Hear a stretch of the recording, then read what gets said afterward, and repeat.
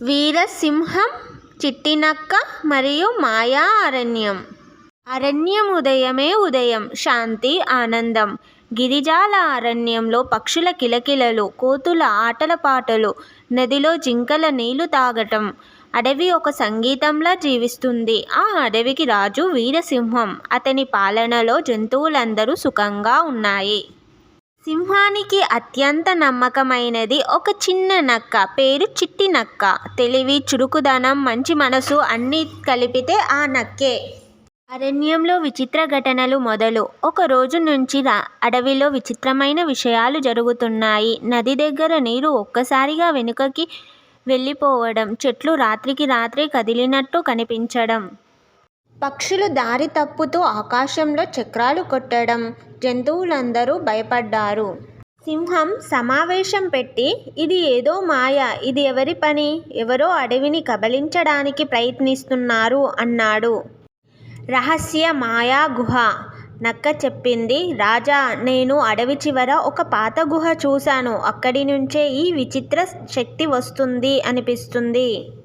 సింహం, నక్క, ఏనుగు, జింక నలుగురు కలిసి గుహకు వెళ్లారు. గాలి వేగంగా వీచింది.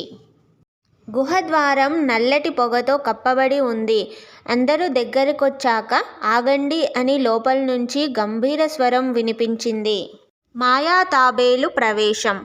అందరి ముందుకు ఒక పెద్ద మాయా తాబేలు వచ్చింది. నేను ఈ అడవిని రక్షించడానికి శతాబ్దాల నుంచి ఇక్కడున్నాను. కానీ ఇప్పుడు అడవిని ఆక్రమించడానికి ఒక చీకటి శక్తి వచ్చింది అని చెప్పింది.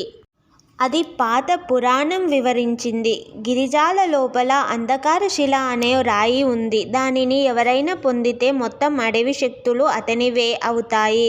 ఇప్పుడు ఎవరో దానికి దగ్గరవుతున్నారు. సింహం అడిగింది. ఆ వ్యక్తి ఎవరబ్బా? తాబేలు కళ్ళు మూసుకొని చెప్పింది. అది ఒక మానవ వేటగాడు. వేటగాడి కుట్ర.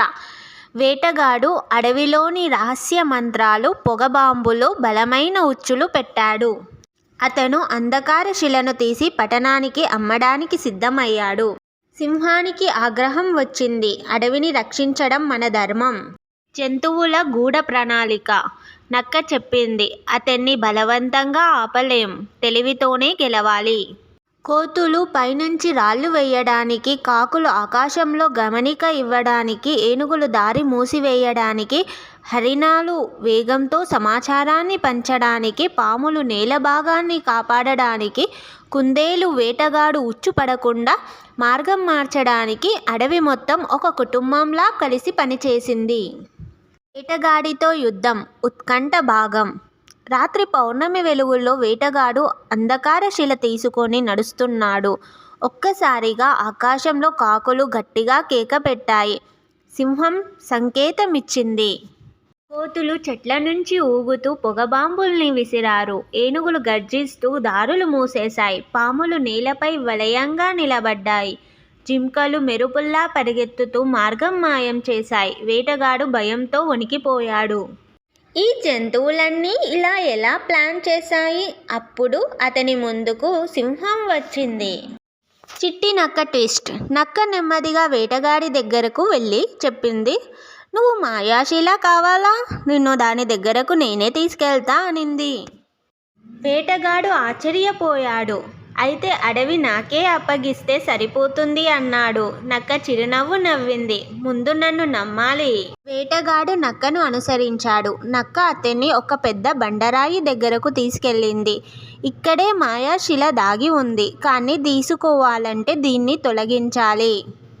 వేటగాడు ఆ రాయిని మొత్తం శక్తితో తోశాడు. రాయి కదలగానే కింద పెద్ద రంధ్రం ఉంది. వేటగాడు నేరుగా దానిలో పడిపోయాడు. నక్క నవ్వింది. తెలివి లేకపోతే అడవికి రాజ్యమేంటి నాయనా? అంధకార శిల రక్షణ. తాబేలు వచ్చి రాయిని మళ్ళీ మూసేసి చెప్పింది. ఈ శిలను ఎవరూ తాకకూడదు. ఇది ధర్మపథంలో ఉన్న జంతువులకే రక్షణ. సింహం నక్కను చూసి అన్నాడు. చిట్టి నక్క, నువ్వే ఈరోజు అడవి నిజమైన రక్షకుడు. అడవి మొత్తం సంబరపడింది. అడవి మళ్ళీ శాంతిలోకంగా. అడవిలో మళ్ళీ పక్షుల పాటలు, నది ప్రవాహం, జంతువుల నవ్వులు తిరిగి వచ్చాయి. సింహం బలం, నక్క తెలివి, జంతువులందరూ ఏకత. ఇందులో ఏది ఒకటైనా లేకపోతే అడవి బ్రతికేది కాదు. మరలా అరణ్యం నేర్పిన పాఠం ఐకమత్యం అంటే అద్భుతం. ఈ కథ మీకు నచ్చినట్లయితే please share and like and subscribe.